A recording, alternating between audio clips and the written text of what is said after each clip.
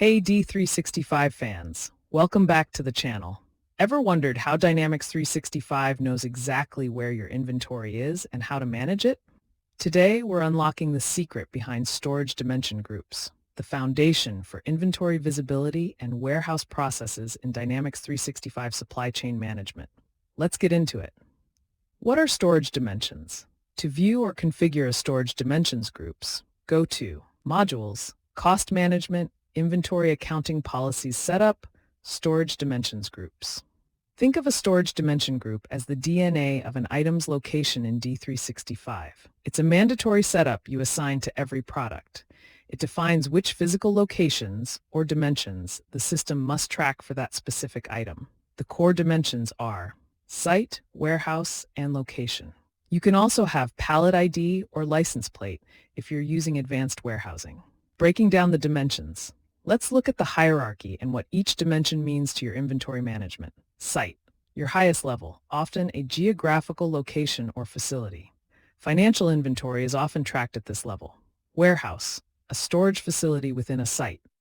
Location, the most granular level, your aisles, racks, and bins inside the warehouse. This is where D365 tracks the physical on-hand quantity. Understanding the checkboxes. The key is in these checkboxes. Let's look at a common example, like the Site WH group you see here, which uses site and warehouse. Active must be checked for the dimension to be used. Physical inventory. If checked, D365 must know the site or warehouse when performing physical updates, like receipts and issues.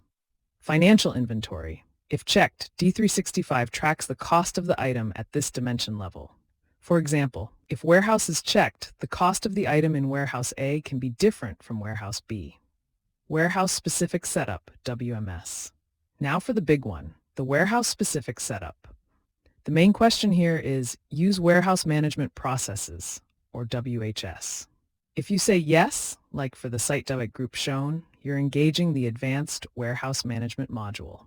This automatically activates dimensions like location, inventory status, and license plate to handle complex processes like wave picking, location directives, and mobile device use. Crucial note: once you have transactions, you generally cannot change the storage dimension group on an item. Choose wisely during setup. Summary and next steps. To wrap up, storage dimension groups are non-negotiable for inventory. They dictate where your inventory exists and how you manage your stock and processes, from simple tracking to full WMS functionality. Have you run into issues changing a storage dimension group? Let me know in the comments. If you found this helpful, don't forget to like, share, and subscribe to Zeeshan Haq Reviews for more tutorials on D365 finance and supply chain management.